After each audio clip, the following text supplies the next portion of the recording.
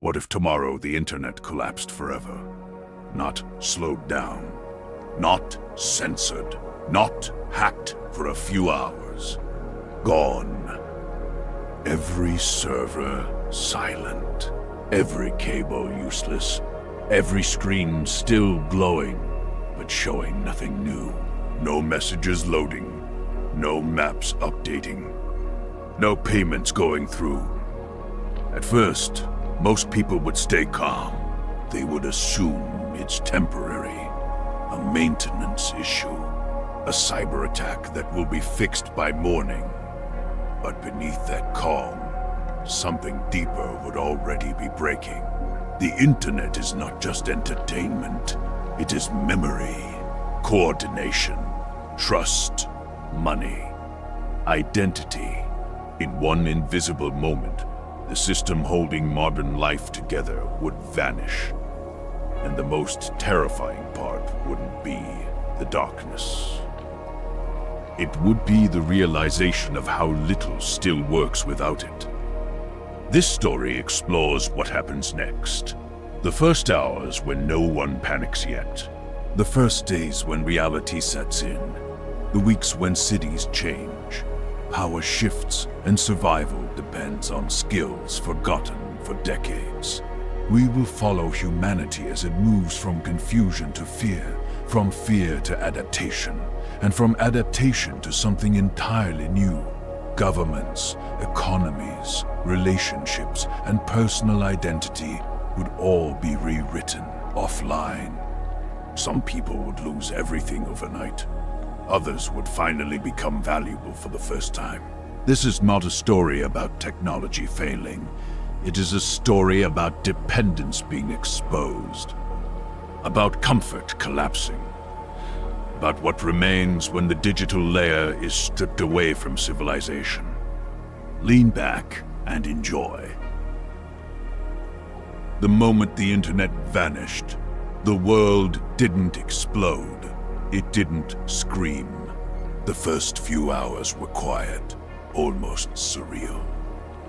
People tried refreshing their feeds, sending messages, clicking links, only to meet endless spinning wheels and error screens. At first, most assumed a temporary outage. News anchors reassured viewers, but no new updates arrived. Digital clocks stopped, GPS trackers froze, and airline systems paused mid-schedule. Panic hadn't started yet. It was subtle, creeping. Those dependent on online banking, navigation, or cloud access suddenly realized they had no backup. The illusion of control shattered. Offices shut down. Restaurants couldn't process orders. Life, perfectly synchronized by digital flow, quietly ground to a halt, exposing how fragile society had become. Hospitals were among the first to feel it. Patient records stored in cloud systems became inaccessible. Surgeries were delayed. Prescriptions couldn't be verified. Nurses and doctors scrambled, resorting to paper charts, dusty filing cabinets, and memory alone. Meanwhile, transportation grids faltered. Traffic lights operating on smart networks blinked irregularly. Trains stopped mid-route. Airplanes hovered on runways, pilots forced to rely on analog instruments they rarely used. At home, families noticed the silence of notifications. No news, no social media, no instant messaging. Anxiety spread quietly, like a virus. People started calling neighbors, talking face-to-face for the first time in years. The digital world's absence forced humans to remember how to interact offline. Painfully slow and awkward, yet strangely revealing. In offices and homes, millions of people stared at blank screens, realizing that productivity had vanished. Remote work became impossible. Meetings scheduled online were canceled instantly. Documents stored on cloud servers were unreachable. Employees tried logging into systems, only to meet error messages, servers unresponsive, links dead. Merchants couldn't process card payments. ATMs stopped dispensing cash. Supermarkets had stock, but without electronic registers they couldn't sell efficiently. Panic still lingered under the surface, restrained by disbelief. Humans aren't wired to react instantly to invisible collapses. Slowly, murmurs of frustration grew into shouts. Some prepared to leave the city. Others froze. Survival instincts awakened, but only subtly, quietly shaping decisions that would determine who adapted first. Communication became the first casualty. Phone networks were strained as people tried calling loved ones. Texts failed. Social media feeds, once lifelines of information and distraction, were frozen in time. Digital news, live updates, and streaming alerts ceased. Rumors began spreading at an unnatural speed, carried by word of mouth rather than algorithms. Conspiracy theories collided with reality as no confirmation could arrive online. Communities began checking on each other in person. Those who had stockpiled basic necessities or memorized critical knowledge quietly gained power, while the unprepared panicked silently.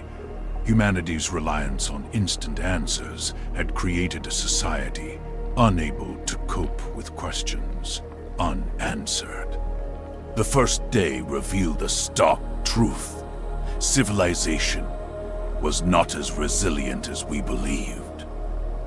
By evening, the world had learned its first lesson. Convenience is fragile.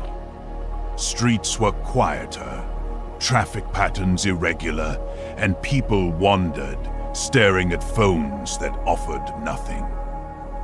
Families huddled, neighbors spoke, and strangers became suddenly familiar. In some cities, those with generators and offline backups felt a fleeting sense of security. Others, addicted to digital lifelines, felt helpless. The internet hadn't just connected the world, it had replaced initiative. Without it, decisions had to be made manually. Humans had to think, plan, and act for themselves, often for the first time in decades. The first 24 hours weren't catastrophic in explosions or fires. The catastrophe was mental, the slow, creeping realization that life had changed irrevocably. As the days turned into a week, the world began to feel the full weight of the internet's disappearance. Banking systems remained frozen, leaving millions unable to access money or verify transactions. Digital currencies collapsed overnight, and stock markets went dark, halting trades and investments. Supply chains, once orchestrated by sophisticated algorithms, broke down. Trucks sat idle, deliveries delayed, and supermarkets slowly emptied. People began hoarding necessities, unaware of when new shipments would arrive. Panic subtly grew, fueled by rumors and uncertainty.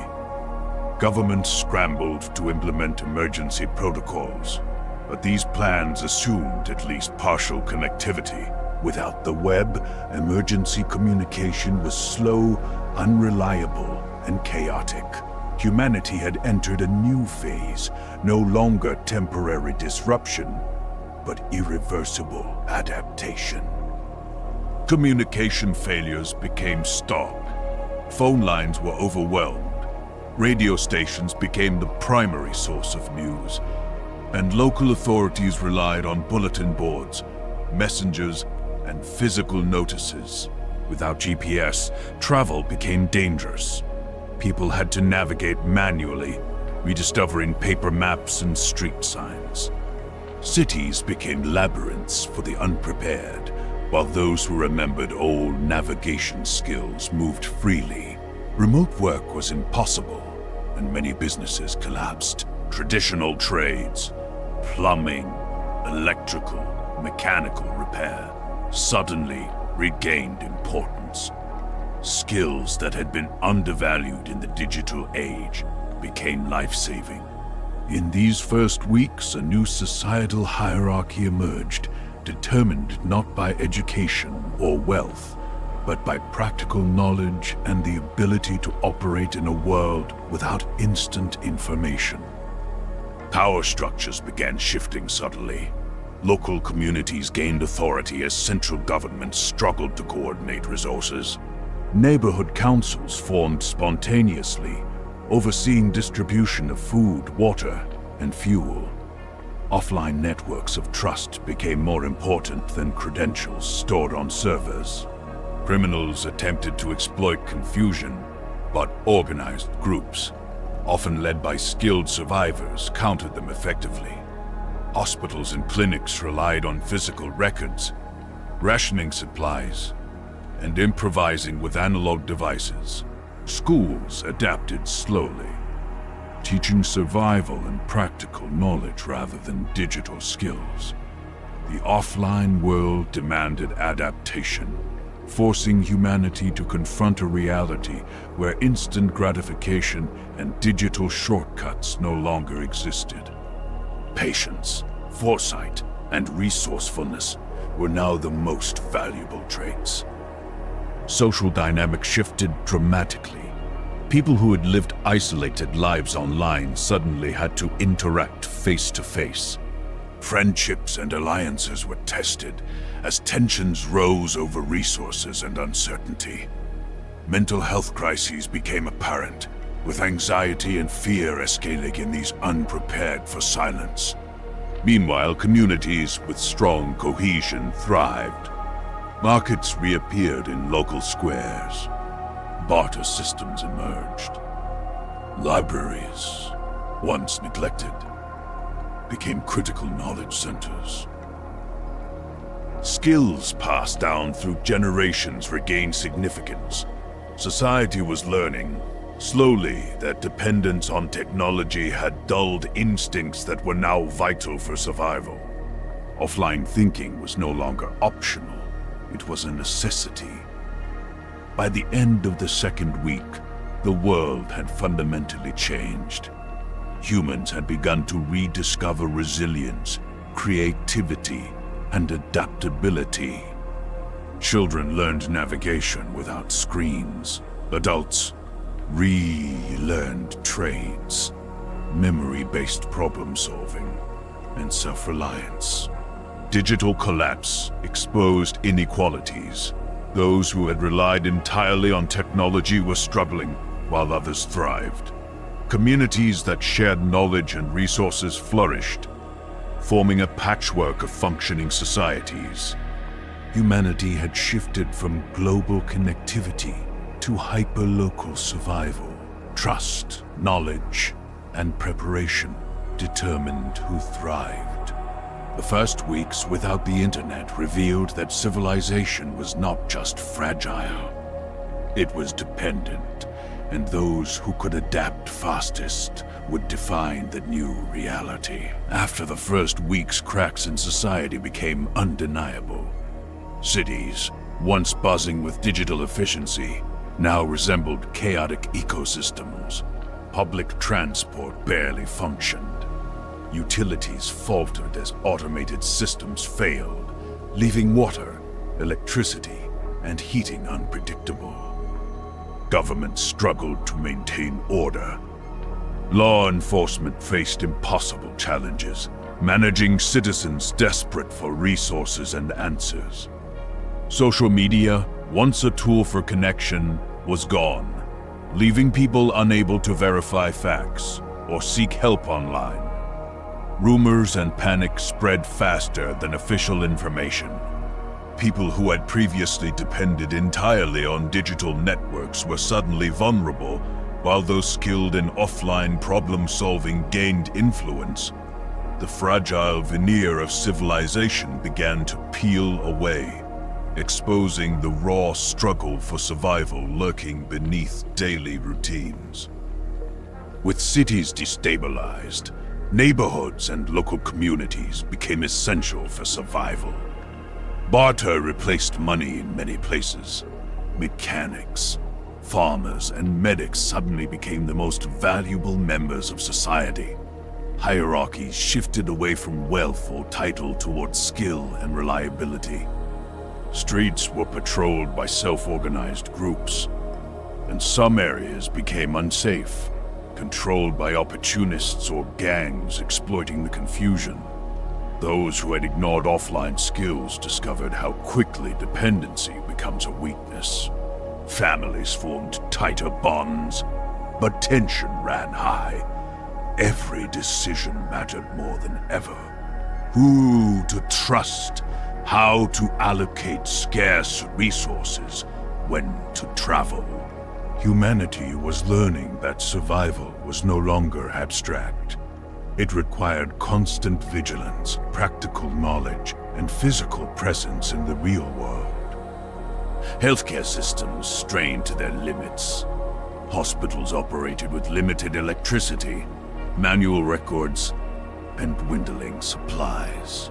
Doctors and nurses improvised, repurposing old machines and relying on textbooks instead of digital databases. People with chronic illnesses struggled most, while emergency care became triage-heavy. Meanwhile, misinformation spread faster than medicine, fueled by rumors and unverified warnings. Communities that had prepared with offline resources thrived, while unprepared urban areas descended into disorder. Education became a luxury. Children adapted by learning practical skills, agriculture, and survival techniques from elders. In this new world, knowledge wasn't just power, it was life itself. Society was fragmenting into self-reliant pockets, each governed by the ability to act effectively without digital assistance. Violence and fear rose in unprepared populations. Looting, theft, and disputes over food and water became common. Lawless zones appeared, with small militias protecting neighborhoods. Meanwhile, groups skilled in organization and resource management established control over safe areas. Traditional authorities, mayors, police, bureaucrats, were less effective than those who could physically manage local survival. Social cohesion mattered more than titles or credentials. People relearned old ways. Communication by word of mouth, supply lines by hand, leadership through competence. Civilization's invisible digital scaffolding had collapsed, revealing human behavior in its rawest form. Adaptation was no longer optional. It determined who would live, who would lose, and who would dominate the new offline reality. By the end of these initial months, a new world order had begun to emerge. Cities were partially abandoned, rural communities thrived, and local economies replaced centralized systems. Communication depended on messengers, radio, and physical notes. Knowledge of survival, mechanical repair, agriculture, and medicine dictated authority. Those who could improvise became leaders, while the digitally dependent struggled to find purpose. People relearned patience, observation, and strategy. Humanity's fragility became undeniable. Civilization, once defined by speed, efficiency, and connectivity, was now defined by adaptability, resilience, and skill. The first months without the internet didn't just reveal weaknesses, they created a completely new hierarchy of power and survival. As months passed, the offline world began to stabilize. Local communities and small towns became the backbone of society. Leadership no longer depended on government titles or digital influence. It depended on practical skill, knowledge, and trust. Neighborhood councils coordinated resources, organized patrols, and mediated disputes. Trade was revived through barter and manual accounting. People adapted to slower, tangible systems, rediscovering patience and responsibility. Former tech-dependent workers learned new skills or became obsolete, while those with hands-on knowledge gained social capital. Life was no longer dictated by instant information or notifications. Humanity had been forced to step out of a digital cage and take control of its own survival, slowly shaping a society grounded in resilience rather than speed. Information regained value, but in physical form. Books, handwritten notes, and face-to-face communication became essential. Libraries, schools, and local archives transformed into hubs of knowledge. Those who had memorized or documented critical information became influential, revered for their ability to provide guidance in a disconnected world. Communities that shared knowledge prospered, while secretive or isolated individuals fell behind. News traveled slowly, but with higher trustworthiness. People learned to verify facts by observation and cross-checking, rediscovering skepticism and critical thinking. The internet had offered speed and convenience, but it had replaced awareness and judgment. In its absence, people relearned the power of direct knowledge, experience, and shared wisdom. Economies shifted dramatically. With digital banking gone, local trade became dominant. Coins and physical cash regained significance where available. Bartering essential goods and services became common. Agriculture, mechanical repair, and medicine were now the most valuable skills. Cities partially reverted to older systems of production and governance. Markets appeared in town squares. Communication depended on messengers, radios, and hand-written bulletins. The world became more tangible, slower, and physically demanding. People who had relied solely on online influence, marketing, or social media found themselves powerless. Offline competence dictated survival, reshaping social hierarchy. Communities with cohesion and foresight flourished while isolated individuals struggled. Adaptation became both a skill and currency in this new order. Freedom expanded, but at a cost. Without surveillance and constant connectivity, people experienced autonomy previously unknown. Communities made their own rules and enforced them locally. Yet, the absence of centralized oversight created tension. Conflicts over resources, territory, and leadership occasionally erupted. Negotiation, cooperation, and compromise became essential skills. People valued honesty, trust, and reliability more than speed or digital approval. Mental health improved in some regions as social pressure and constant online comparison disappeared, while others struggled with anxiety born of uncertainty. Humanity had traded instant gratification for real consequences, forcing individuals to take responsibility for every decision. The New World Order demanded maturity, foresight, and adaptability. By the end of the first year without the internet, the world had transformed. Communities were smaller, self-reliant, and interconnected in physical space rather than digital networks. Knowledge, skill, and preparation defined leadership.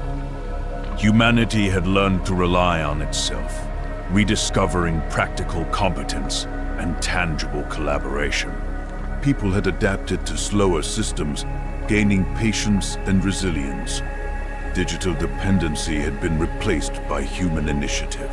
In this new offline world, The internet was remembered as a tool that had once controlled behavior, dictated attention, and replaced action. Now, survival depended on presence, skill, and judgment. Humanity had finally regained autonomy, but at the cost of convenience, speed, and illusion of control.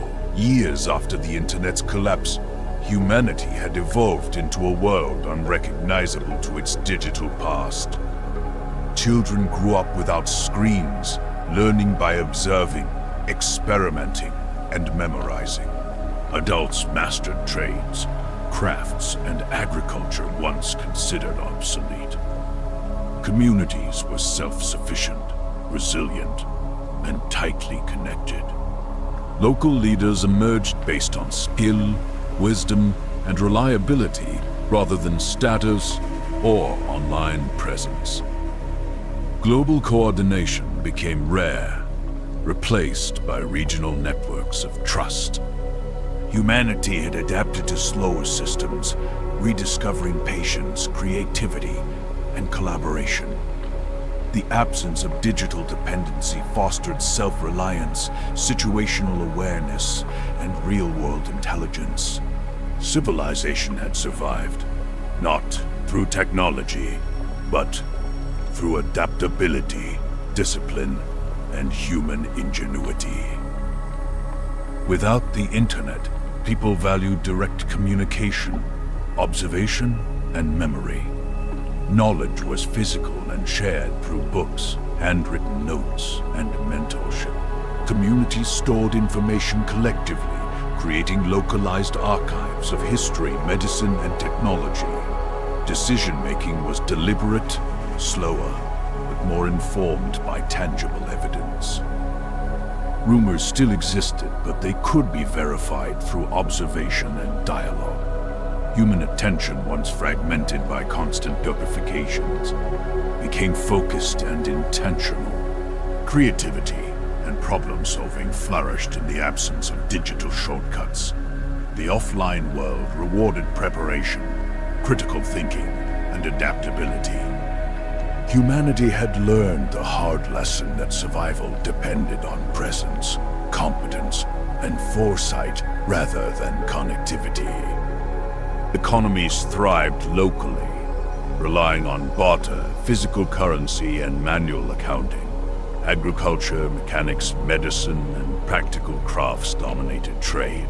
Cities became smaller, more manageable, and partially decentralized. Transportation returned to analog methods, and supply chains were simplified. Communities organized around shared goals and mutual survival rather than virtual influence. Human relationships became deeper, more personal, and meaningful. Leaders emerged organically, chosen for skill and integrity rather than votes or followers. Social trust, rather than digital reputation, became the foundation of society. Humanity had shifted from a world of speed and efficiency to one of skill, resilience, and collaboration, where survival was a daily practice rather than an illusion guaranteed by connectivity. Freedom was both greater and harder than before. Without constant surveillance, algorithms, and attention-seeking platforms, individuals experienced autonomy in a raw, unfiltered way. Yet every decision carried real consequences. Mistakes could mean resource loss, conflict, or failure. Humanity had learned accountability through necessity. Communities valued honesty, diligence, and foresight. Mental health improved as comparison and distraction vanished, replaced by tangible tasks, personal responsibility, and collective cooperation. People had discovered that the internet had once offered convenience at the cost of presence and maturity. Now, survival required intentional action, discipline, and courage. The new offline civilization was slower, harder, yet profoundly human. Ultimately, Humanity had become stronger, not weaker. The collapse of the internet revealed dependency, fragility, and false confidence. Those who survived had developed resilience, ingenuity, and adaptability far beyond their predecessors. Life became localized, relationships meaningful, and knowledge tangible. Digital convenience was remembered as a luxury that had distracted and pacified society. Now people thrived by understanding the real world, their environment, and each other. Civilization had endured because humans rediscovered the skills, patience, and discipline needed to survive without instant answers. The internet had been lost, but humanity had gained presence, autonomy, and purpose. The question remained, would such a world be better, freer, or simply harder?